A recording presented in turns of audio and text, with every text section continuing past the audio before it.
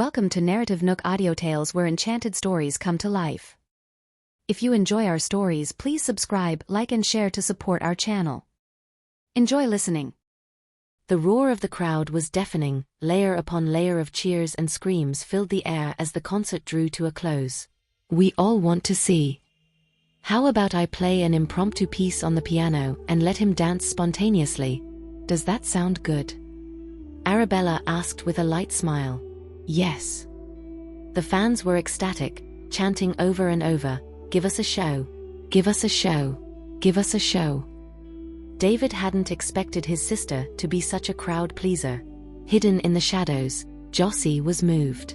She always knew Summer wouldn't disappoint. She had a knack for working the crowd even better than herself. A white grand piano slowly rose onto the stage, and Arabella took her seat before it, starting with a gentle melody. David broke into a dance, his moves sleek and graceful, drawing a barrage of screams from the audience. As Arabella's tempo picked up, David's dance became more and more electrifying, the audience's screams almost breaking the sound barrier. At that moment, Jossie's phone started buzzing incessantly. It was Wendell, the agent of a popular star, calling her. Out of professional courtesy due to their past collaboration, Jossie excused herself to the backstage area, searching for a quiet spot to talk. "Wendell, long time no see." "Jossie," Wendell's voice was beaming. "Just wanted to congratulate you in advance for David's concert success." "Thanks, Wendell. Our executives are all watching David's concert live. The lighting, the stage effects, they're fantastic, and we're especially blown away by that glasses-free 3D technology. Of course, what we really want to know is how you managed to get Summer to appear." It was a favor from Summer, a nod to David's talent. "I know, David's outstanding. No one in the music scene holds a candle to him. Summer must have recognized his popularity and his hard work. But I'm wondering, did you negotiate with her agent as well?" It was Summer herself who gave the go-ahead. "If you're looking to collaborate with her, you should check with Ms. Kiki for her availability. Ms. Kiki can be tough to deal with. I've been on the losing end a few times with her. Just wanted to know how you approached her and what the price tag was." "Jossie, we go way back. Just give it to me straight. If they're open to working with us, you'll be the hero, and trust me, you won't be forgotten when it counts." "Wendell, I only found out about Summer being tonight's surprise guest at the last minute. Tell you what, I'll look into it and get back to you, okay?" "Perfect, I'll be waiting for your call. Don't worry about the time, just ring me for anything related to Summer, and I'll pick up in 3 seconds flat." "All right." Jossie had just hung up when another agent, Leah, sent her an audio call. "Leah." "Jossie." Leah's voice was warmer than usual. "I watched David's concert from start to finish. Absolutely heart-stopping. The top stars truly stand out, with that voice, that popularity. Thanks for your support, Leah." "Jossie, I just adore David, so I thought of him immediately for a collaboration. You know the global luxury brand OL's face in Astronesia is represented by Ruben. His contract is up in a week, and Ruben wants to recommend David. With Ruben's endorsement and David's fanbase, it's a sure deal. We're talking an endorsement deal for more than $1,000 million for a year. But we need a favor from David in return. Could he introduce Ruben to Summer after the concert for some late-night grub? We'll foot the bill." Jossie instantly got the drift. "Leah, the timing couldn't be worse. Miss Kiki just told me to whisk Summer away the minute the concert wraps up. You know how it is with Summer's star power. She can't even grab a bite without Miss Kiki giving the green light. This isn't something David and I can call the shots on. But come on, it's only natural for David to grab a meal with Summer after the show, or at least have a quick meet and greet backstage. David could play the mediator, introduce Summer to Ruben." Jossie could only make excuses.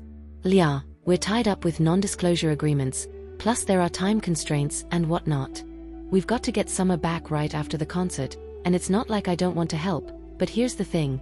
If you can get Miss Kiki's approval, I'm on board 100%. If she were easy to talk to, why would I even be coming to you?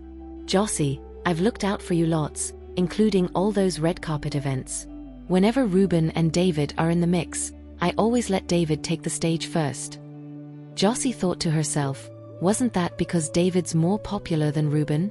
The organizers themselves wanted David to go first. How did it become her doing them a favor? Did David really need someone to let him shine? Jossie, do me this solid, will you? If Summer agrees to work with us, David could land an endorsement deal worth a cool $100 million. It's a win-win. Kiki's just too strict, keeping a tight leash. We want to reach out to Summer directly, get her personal yes-to. Lia, I'm sorry, but I'm just an assistant. I can pass the message, but whether they meet up is really up to Summer's schedule. Jossie. Lia was losing patience, her voice tinged with annoyance. Everyone shines for a moment, but who shines forever? Sure, David's a tad hotter than Ruben right now. Jossie was speechless. Just a tad? David was way ahead, or else why would he be the top dog, not Ruben? But who's to say? Maybe Ruben will outshine you one day, and you'll come knocking for our help. Then, I can have Ruben lend you a hand. What's up? At that moment, Arabella returned from her performance. It was like Jossie had seen the cavalry arrive. Somebody's looking to collaborate with you. Don't bother, just hang up. Hearing Arabella's icy response, Lia wasn't deterred but instead pleaded with Jossie to hand the phone over to Arabella. Jossie, feeling awkward, said, Lia wants to talk to you for a sec. Arabella took the phone. Except for David, I'm not considering collaborations with anyone at the moment. I appreciate your interest, but no need to call again. With that, she ended the call. Jossie didn't expect Arabella to be so assertive. You have no idea what she was saying on the phone. They think Ruben will be more popular than David someday. And he's not popular now, so why talk about the future? Jossie was stunned. Big shots sure talk big when they have the clout. He's not going anywhere. As far as Arabella knew, this Ruben lived a messy private life, often deceiving fans and dodging taxes. His downfall was only a matter of time. Then Jossie's phone buzzed again, with different agents asking the same thing: how they managed to get Summer on board. Some even wanted to buy her out for the inside scoop. Summer, you're such a hot ticket. I'm swamped with messages, and they're all about you. Jossie couldn't keep up with her inbox. Arabella just smiled. I'm heading back to the seats. Tell David I'll catch a ride home with Romeo. Aren't you going to wait backstage? The concert's almost over, and David's sure to want a word with you. Jossie hastily urged her to stay. With all those fans out there dying for David's autograph and a selfie, if we chat for too long backstage, he'll never make it out. Arabella had seen the fervor of fans before, but still, the energy in the air was electric. Oh yeah, is David coming home for New Year's Eve? Does he have to work? Arabella asked casually. David cleared his schedule for those days. He said it's his sister's first New Year back home, and he's determined to spend it with her. He was so adamant about it, even pushed back against his agent, who finally gave in. Arabella didn't expect David to make time for her like that, and her heart softened at the thought. I'll be home too. I'll let David know. He'll be thrilled. I've got to head off now. Don't forget my engagement party. Jossie called out with a wave. I'll be there. Arabella returned to her seat just as David was bowing to his adoring fans, who were shouting their love, some even in tears, not ready to let him go. The concert wound down, stage lights dimming, and the crowd began to disperse. Romeo took Arabella's hand gently and said, You sing beautifully, better than any song I've ever heard. Really? Yes, of course. I took videos and photos for you. They're all on your phone now. When did you recognize me? When you called David's name. Arabella was surprised. Romeo had recognized her voice even before she took the stage.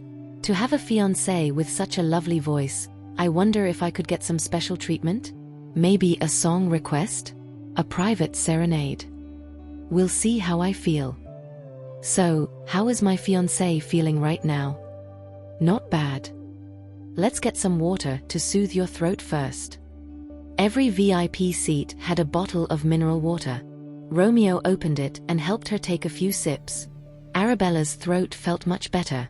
She noticed the floor was spotless. The fans had taken their litter away in little bags, and they were leaving in an orderly fashion through several exits, with no sign of the usual jostle and rush. Alma was at the end of the queue next to them, watching as Romeo placed the glowing bunny ears back on Arabella's head. He whispered in her ear from time to time, their hands tightly interlocked, his adoring gaze as if it could hold no one but Arabella. The concert was totally worth it tonight. I never expected to see Summer, let alone hear her sing. Her voice is like a stream flowing from the mountains, and David's voice is like a breeze across the hills. Their voices together, it's the most beautiful duet I've ever heard. Hannah couldn't get enough of the performance, her mind replaying every little moment with a hint of regret for being so absorbed that she hadn't captured their duet on her phone. I'll have to scour the internet for a video later. I need to relive that performance at least 10,000 times. It was just too good, Hannah said, her voice bubbling with excitement. But Alma's smile was strained, as she forced herself to look away, determined not to focus on the excitement still buzzing nearby. Back at Reflections Villa, Arabella was greeted by Louisa, who was inexplicably wielding a glow stick and ran up to her, practically vibrating with excitement. "Bella, you were amazing out there. I hereby declare myself your #1 fan starting today." "I'm on board too." I was whooping and hollering up a storm. Kenneth joined in, brandishing his own glow stick. The staff, caught up in the excitement, crowded around. "Miss Bella, you were phenomenal. Between Melody and Summer, you really surprised us in the best way possible. Who would have thought you'd overshadow David? You've inherited all the best from this family, and then some. You're just incredible." When Arabella noticed the last servant's voice was hoarse, she couldn't help but ask, "What happened to your voice?" "Your concert with David tonight. I got a little too excited cheering," was the reply, which made Arabella chuckle. "I'm a huge fan of yours. Every time I clock out, I go straight to my room and listen to your songs," confessed the maid Coco, mustering the courage to pull out a notebook from behind her back. "Would it be too much to ask for your autograph? I promise it'll be just for me." "Miss Bella, I'd love an autograph too." Another maid, Ilana, held out her own notebook, a mixture of hope and nervousness in her eyes. "Miss Bella, I'd like more than an autograph. I'd love to take a picture with you," said the third maid, Judy. Seeing how much everyone adored his daughter, Kenneth cheerfully suggested, "Well, what are we waiting for? Let's all take a group photo, come on." "Sir, we were hoping for a moment alone with Miss Bella." Judy bravely spoke up. April added shyly, "Maybe we could take one with you later?" After all, who wouldn't want a pure picture with their idol? Louisa, laughing heartily, teased, "Who wants to take a picture with you? Go on, shoo." Kenneth looked a bit lost. After all, wasn't he a former tycoon? Didn't anyone want a keepsake photo with him? "Bella, are you too tired for pictures? Would you like to?" Louisa respectfully asked her daughter. "I'm good, no problem." Arabella had barely finished speaking when several maids lined up in front of her eagerly. Louisa was amused all over again. Arabella graciously wrote blessings in everyone's notebooks and signed Summer's name, then took turns posing for photos with them, much to their delight. "My turn," Louisa declared, waving her glow stick one moment and linking arms with her daughter the next, even pretending to plant a kiss on her cheek. "I want in too." Kenneth, not to be outdone, squeezed in for his own photo with Arabella. "You're blocking the shot." "I'm not done yet. Just wait." Louisa pulled her daughter aside for another angle and continued to snap away. Kenneth could only wait longingly until his wife was satisfied with her photos, then eagerly stepped forward to take several more with his daughter. After the photo session, Arabella saw everyone busy editing their pictures and said with a soft smile, "I'm heading upstairs for a shower. I had the kitchen whip up some sweet almond soup for you. It'll be ready soon so we can bring it up to you." "No need, I'll come down and eat," I called out, trying to sound casual. "Take it easy, Han," Louisa hollered from downstairs, her voice tinged with a mother's concern. "You've been spinning like a top all day. Try to clear your schedule for the holidays. I want to take you out for some fun." "Sure," she replied, the word barely a whisper. Meanwhile, Serena's Facebook feed was completely taken over by the concert updates. As she scrolled, she stumbled upon a proposal segment with a couple who bore an uncanny resemblance to Romeo and Arabella. She was so shocked that her phone slipped right out of her hands, clattering to the floor. She didn't even bother to pick it up right away. Arabella did have a similar black coat. Serena had seen her wear it once. But the concert lighting was dim, and it was hard to make out any details. If it was them, then their coats, their black masks, everything matched. They looked like a couple straight out of a storybook. Especially when Romeo dropped to one knee, ring in hand, proposing to Arabella. Serena couldn't find the words to describe her feelings. Shock? Jealousy? Hatred?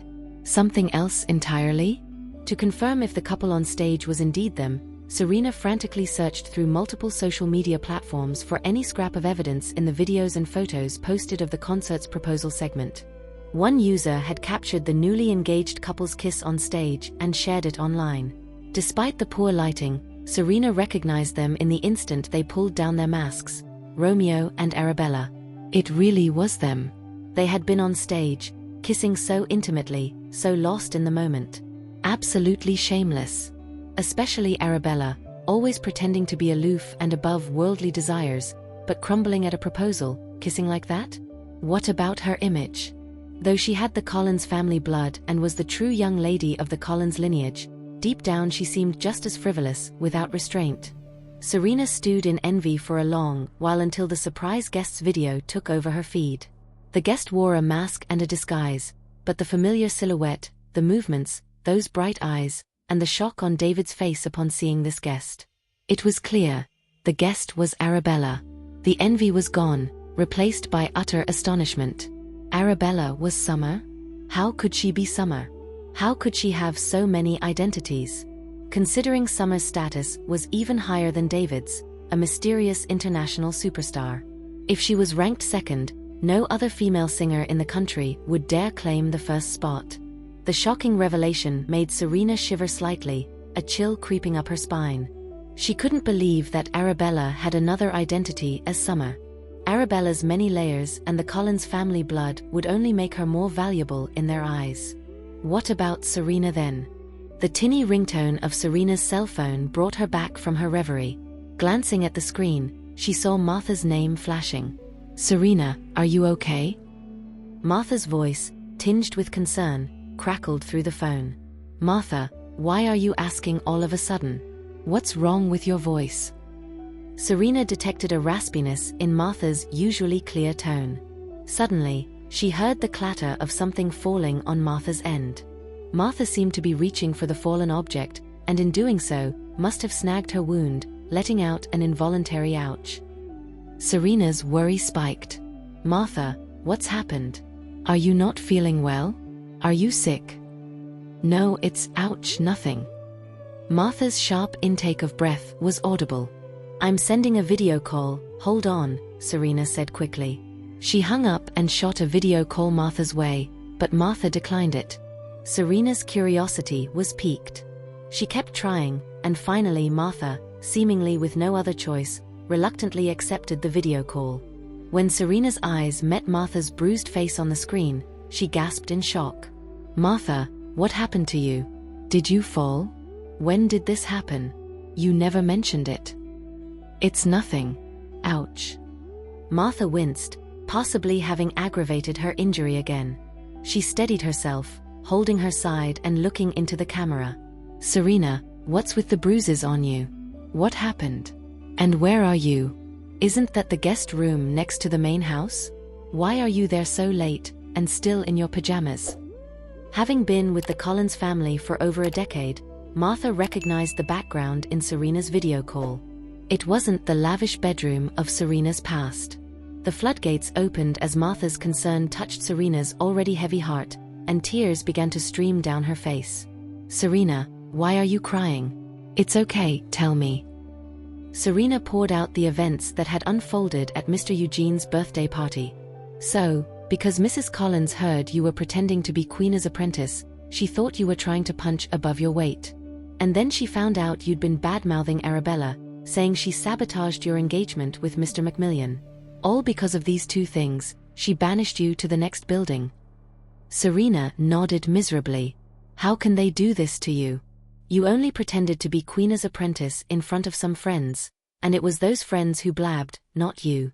It's their fault, not yours. And you even apologized to Arabella in front of all those guests. What more does she want? Martha's words struck a chord with Serena, who felt the sting of injustice all over again.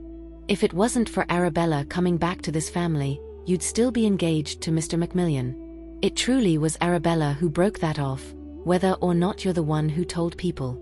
There's truth to that, isn't there? Mrs. Collins shouldn't have cast you aside over such trivial matters. They've cherished you for 18 years. How can they just neglect you now, just because Arabella carries their blood? Tears flowed once more as Serena felt the pain of her parents' actions, deepening her sense of betrayal. Ever since Arabella waltzed back into this house, you've been wronged. What's the big deal in venting to a friend? Is Arabella some kind of royalty that she can't handle a couple of harsh words without keeling over? Martha paused, her concern evident. You still haven't told me, how'd you get all banged up? It looks pretty bad. Serena recounted the series of unfortunate events at her birthday party, including the bullying by Alma, the beating she received at her doorstep, and her fall while chasing after her parents' car, hoping for their forgiveness. Martha's eyes misted with empathy. Serena, what did you do to deserve such treatment? Martha, don't cry. Serena suddenly felt that, in this family, Martha was the only one who truly cared for her. Noticing the scars on Martha's wrists as she wiped her tears, Serena asked with concern, You never told me, how did you get all these injuries? Unable to hide the truth any longer, Martha spoke in a hoarse whisper, I was taking out the trash tonight, and out of nowhere, I got jumped. They left me in the dump, and it took me forever to crawl out. Just recalling the incident made Martha feel nauseated. The open dump, where the neighborhood discarded their garbage, would only be cleared by the sanitation trucks the next morning. It was during the stench-filled evening hours that Martha had been attacked and tossed into the refuse. The mix of vile odors was enough to make her retch repeatedly. I had no clue what was going on until I heard that Debbie and Daisy got the same treatment today. Then it hit me.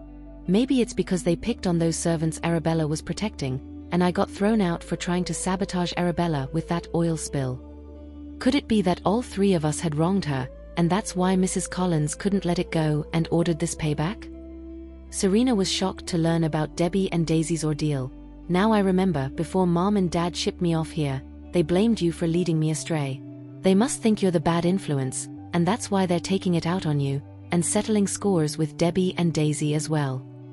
Thinking it over, Serena felt a surge of indignation on their behalf. That oil spill. We were the ones who got hurt, not Arabella.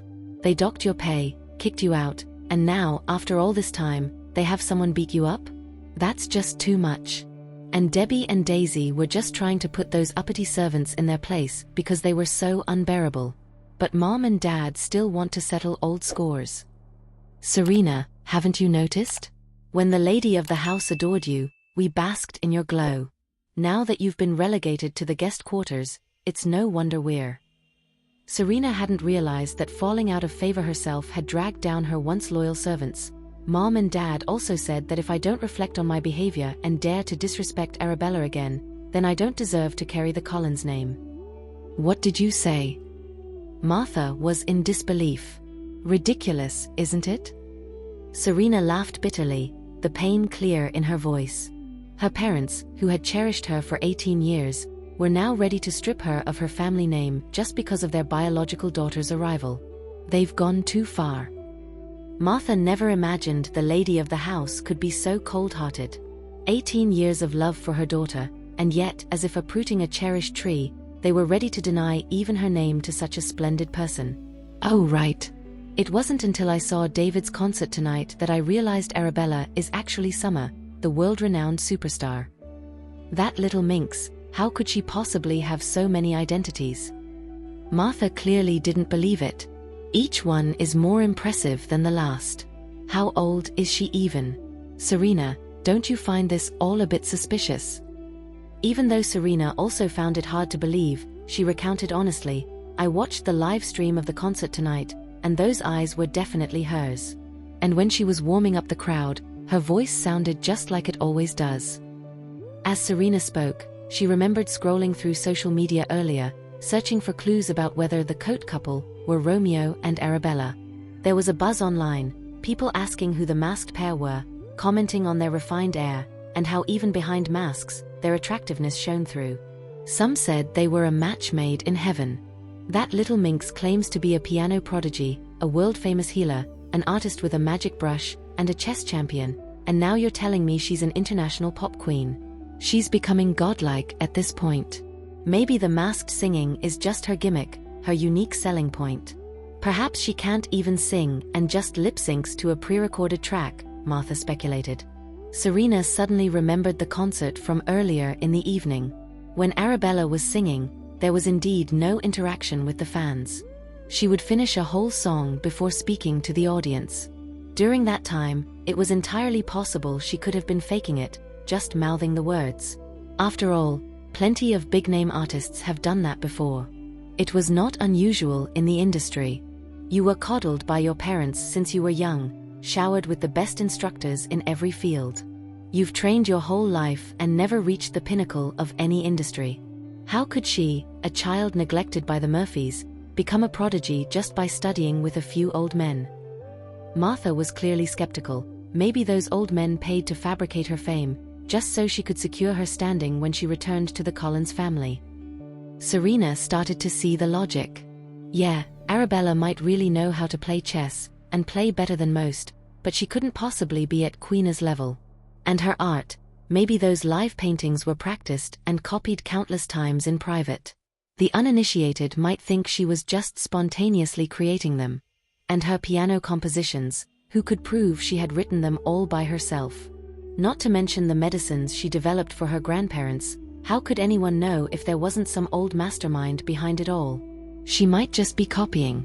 With these thoughts, Serena felt a sigh of relief and a bit more at ease. She used to feel completely overshadowed by Arabella, almost suffocated by the comparison. But now it seemed not so much. It's just that little minx doesn't seem like the type to gossip behind people's backs. What on earth could have prompted the old man and the lady to suddenly order a beating for me and Debbie and Daisy? Martha was puzzled over this incident. It must be because of Edith. Serena had an epiphany. I heard from the servants that Mom and Dad were in decent spirits until Edith served them dinner. After that, they were so upset they couldn't even eat, and then you, Debbie and Daisy got a thrashing. It has to be because of her. Serena thought, if not for her, Mom and Dad would never have found out. Arabella isn't the sort to waste time on idle chatter. It had to be Edith. That old snake, daring to play dirty behind my back. She really thinks I can't touch her now that I'm out of the Collins family, right? A flash of hatred sparkled in Martha's eyes, quickly replaced by a comforting tone. At this point, Serena, you need to find a way to leave this place and get back to the main house. Otherwise, that old snake and the rest of the servants will be gossiping up a storm, delighted by our misfortune. And Arabella, I bet she's grinning from ear to ear. But it's like I've been imprisoned here by my parents. I can't get close to the main house, and I can't even leave. At this moment, Serena didn't want to stir up any further displeasure. Looking to leave? Guess that would have to wait until New Year's Eve. Listen to me. Martha began to strategize for Serena again. A spark lit up in Serena's eyes. Yes, that was a plan worth trying. Meanwhile, Hans was about to hit the sack when his phone buzzed with a breaking news alert. The most charming matchmaker, David. Puzzled, he tapped on the notification and discovered that during a concert segment, David played Cupid, helping his fans propose successfully, even distributing wedding favors to the crowd. His brother was more fun than he thought. Hans was about to close the app when he caught a glimpse of a couple in the corner of a photo that looked strikingly like Romeo and his sister. Curious, he clicked through several news articles, each offering different snapshots and even some live footage. Upon viewing the videos, there was no doubt, it was Romeo and his sister. Even in the dim light and with their masks on, their silhouettes and the vibe of their movements were unmistakable. His little sister had actually joined Romeo in such a childish escapade. Watching Romeo kneel like the other male fans, slipping a ring on his sister's finger and then the two of them kissing in blissful union, Hans suddenly felt a jolt, as if his precious little sister had become someone else's treasure. "You played matchmaker for our sister." Hans shot a message to David. By then, David was shaking in his boots.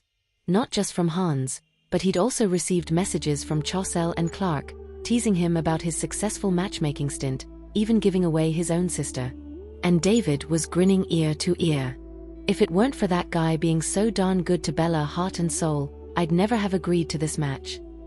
David could only reply to his brothers. He truly adores Bella, nearly wearing his heart on his sleeve.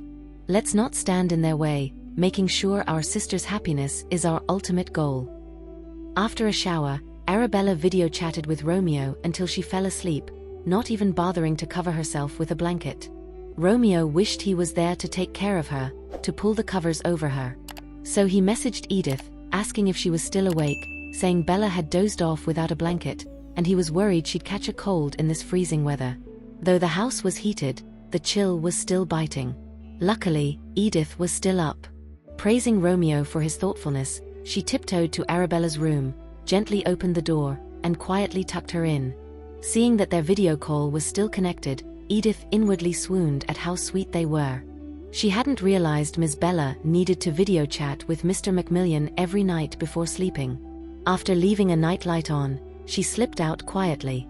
Romeo watched the peaceful face of the girl, who must have been exhausted, not even stirring when Edith came and went.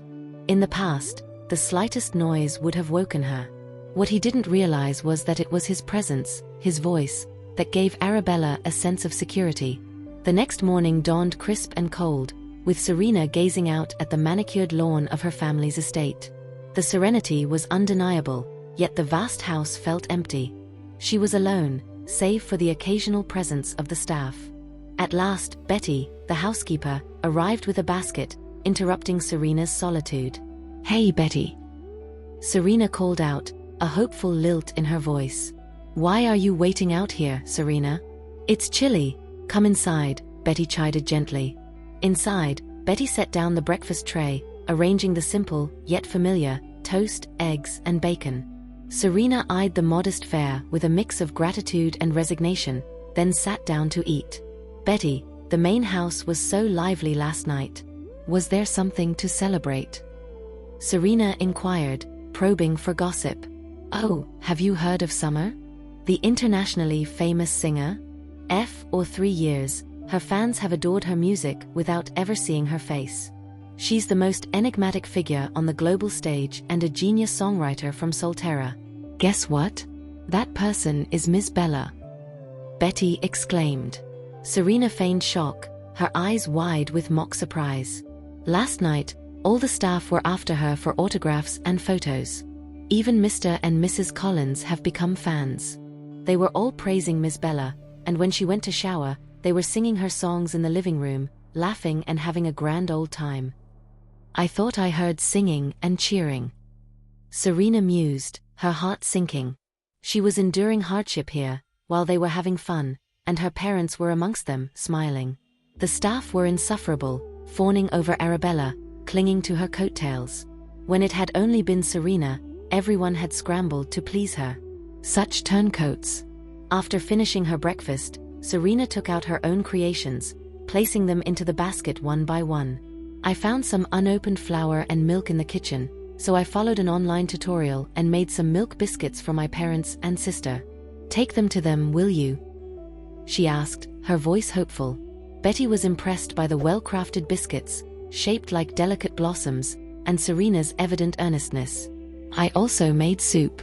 There's fresh produce in the garden and some unopened cans of ham, so I whipped up 3 bowls of vegetable and ham soup. I'm not sure if it's tasty or if they'll like it." Serena carefully packed the bowls into the basket, then took out 2 neatly folded sheets of paper. "This letter is for my parents, and this one is for my sister. Could you please pass them on?" Her tone was sincere, that of someone seeking forgiveness and reconciliation. Betty felt moved by her gesture. "If your parents and Miss Bella see your homemade breakfast and read the letters, they're sure to forgive you. I just want them to be happy, not upset over me anymore. The holidays are coming up." Serena's voice trailed off as she looked out at the courtyard, her eyes reflecting a longing for freedom and her family's affection. "I'll deliver these right away, Serena." Betty hurried off, finally reaching the dining area only to find that Kenneth and Louisa, along with Arabella, had finished their breakfast. Betty presented Serena's breakfast and letters with haste, yet Louisa didn't take the letters, barely glancing at the biscuits and soup before she stood and left the room. If you have enjoyed this story, please like and share so others can see it too. Also hit the subscription button and notification bell so you can be notified on our next release. Thank you for your support. God bless you.